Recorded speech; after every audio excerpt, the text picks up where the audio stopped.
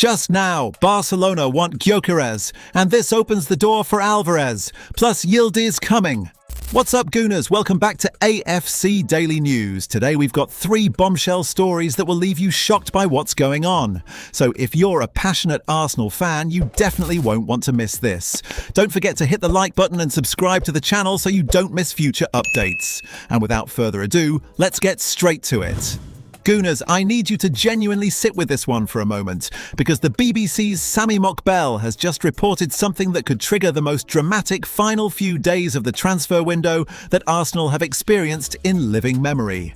Barcelona are privately accepting that they cannot sign Julián Álvarez.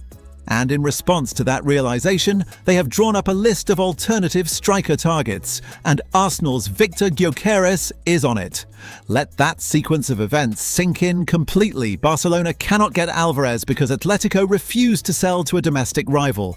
So Barcelona turn their attention to Arsenal's striker, which means Atletico lose their primary reason to resist Arsenal's approach for Alvarez, because their refusal was always based on not wanting to strengthen a La Liga rival, and Arsenal are not a La Liga rival. And simultaneously, Gyökeres himself, knowing he is currently second fiddle to Havertz at the Emirates, might genuinely consider a move to one of the biggest clubs on the planet. This is the most extraordinary set of transfer dominoes of the entire summer. Every piece connects to the next. And Arsenal are suddenly sitting in the most advantageous position they have been in all window when it comes to Alvarez. Think about what Barcelona wanting Gyökeres actually does for this situation. If Gyökeres leaves, Arsenal have an immediate and urgent need for a striker, which removes any hesitation about the budget required for Alvarez. If Gyökeres stays and Barcelona are forced to look elsewhere, then at least the pathway to Alvarez remains clear of domestic complication for Atletico. Either way, Arsenal's position is strengthened. Romano confirmed in the last few days that Arsenal held a direct London meeting with Atletico director Matteo Alemany. Berta has been in contact with his former colleagues at the club all summer. The infrastructure for this deal is in place. The one missing element has always been Alvarez's personal desire to come to England. And now, with Barcelona privately accepting they cannot make it happen, the moment Alvarez genuinely processes that reality, the door to the Emirates opens fully for the first time this entire summer. The next 48 hours could be the most important in Arsenal's transfer window. Watch this space very, very closely. So Gooners, if Barcelona sign Gyökeres and Arsenal get Alvarez in the same deal, does that represent the greatest transfer window outcome Arsenal could have hoped for at this point? Or does losing Gyökeres worry you regardless of who arrives? Drop every single thought in the comments right now. Right, Gooners, Hand of Arsenal has just confirmed something that many of us suspected, but nobody had verified until now. Arsenal actually presented Juventus with a formal player plus cash offer for Kenan Yildiz this summer, and that player was Gabriel Martinelli. The insider's words were precise. Kenan Yildiz was a serious target for Arsenal this summer. To my understanding, they really tried for him. Juventus did not want to sell this year. He remains on Arsenal's list for the future. So Arsenal tried. They really tried. They put together the most creative solution available, a player who they need to sell anyway, combined with cash, structured in a way that reduced the direct financial outlay and simultaneously solved the Martinelli exit problem in one elegant move. That is genuinely smart transfer thinking from Berta. Not a lazy cash-only bid, an actual solution that addressed multiple problems simultaneously. And Juventus said no. Not no to the structure, not no to the price, no to the concept of selling Yildiz at all this summer, regardless of what was being offered. The Turin club consider him their most important young player. Their fans would revolt at a sale, and they are simply not willing to move him for any package available right now. Hand of Arsenal is clear that he remains on Arsenal's list for the future, which suggests this is a relationship being maintained rather than a pursuit being abandoned. But for this window, that door is closed.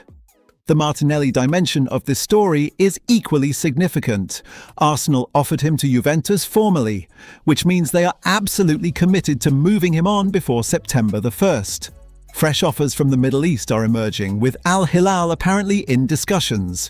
A Middle Eastern move might not excite Martinelli personally. He turned down Galatasaray already. But if the financial package from Saudi Arabia is extraordinary enough, and if the Champions League ambitions he has shown no realistic pathway at Arsenal, the calculation might change.